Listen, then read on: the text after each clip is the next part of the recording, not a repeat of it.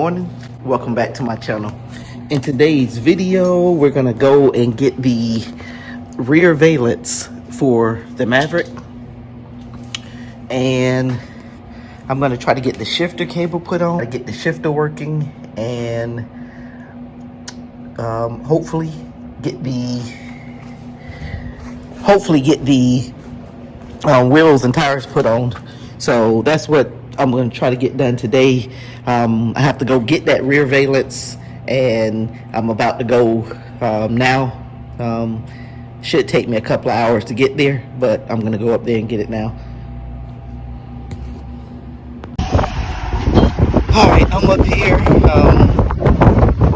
about 2 hours away from my house, and I'm just looking at this Maverick and get some parts off of it.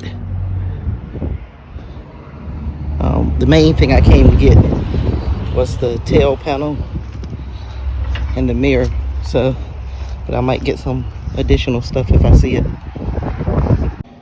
Alright, so in my last video you saw I had put the tires on it.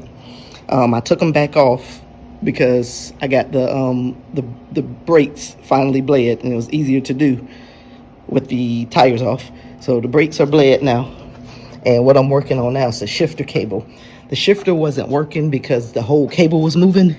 So what I did is I went to the Mountaineer and I cut off this bracket that goes around the cable to hold it, and I welded it to another piece right here. And so what I'm gonna have to do is drill a hole in it and bolt this to the floor where I put a clamp at, and that should hold it. That's what I'm gonna do, and then once I get that done, I'll have everything done up under the car, and I can put the wheels on it and set it down. So that's what I've been waiting for. I just didn't want to take the car off the jack stands unless I got every single thing up under the car taken care of. So I have that now. So let me go ahead and get this shifter bracket right, and we can get these wheels back on, set the car down, and I can show you how it look. All right, so I got the shifter cable on there and it's working. You see how I kind of did that? That's the original bracket off of the Mountaineer, like I was showing you in the video, and I just got it bolted right there so that it holds the cable and the cable doesn't move.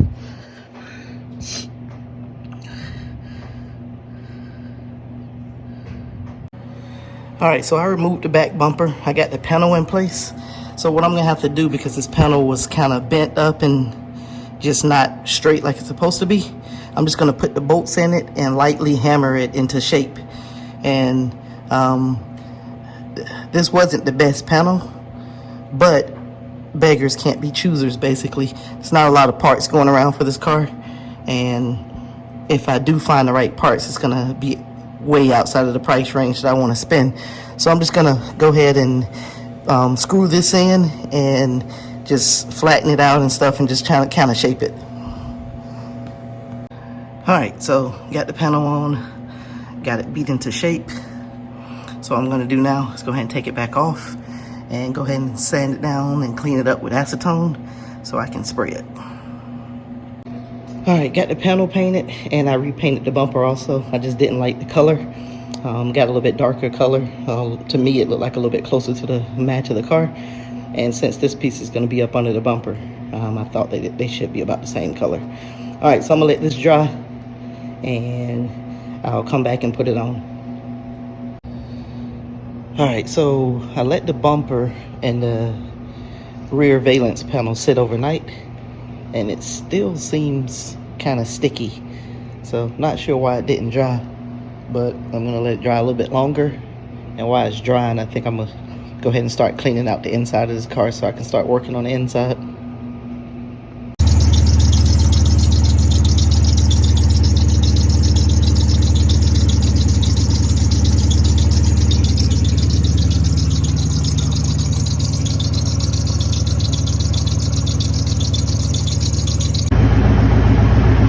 Okay, so the belt squeak went away all of a sudden. Don't know why, but seems to be running good now.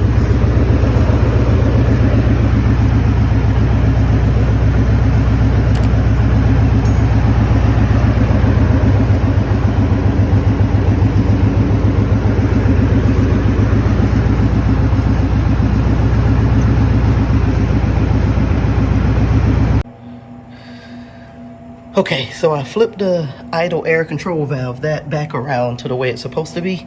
And as you saw in the video, the idle came down and it was running good. So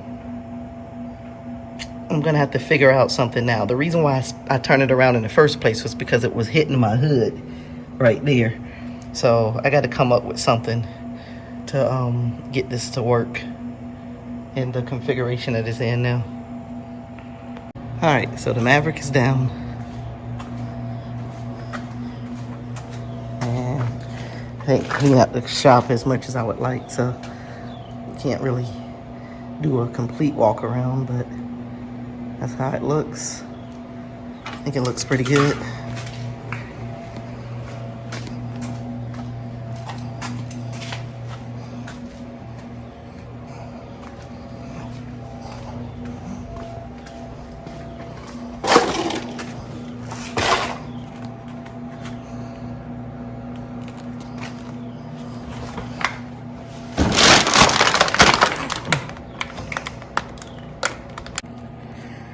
Okay, so I got the bumper and the rear valence back on. And let me do a walk around with it on. I got the car jacked up on jack stands in the back, so I'll do a walk around. Just note that the tires are about 3-4 inches off the ground. But let's do a walk around.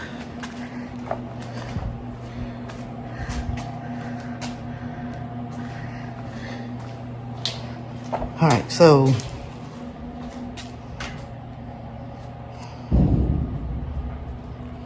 everything is coming along quite nicely. Just like I said before, I have to figure out what I'm gonna do with the hood up here. With the idle air control valve hitting the hood.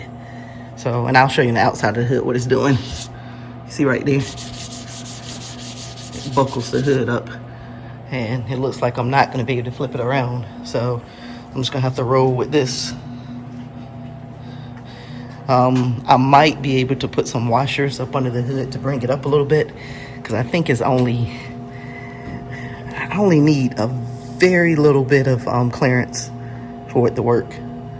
But everything seems to be working good. Just like I said, it starts right up now.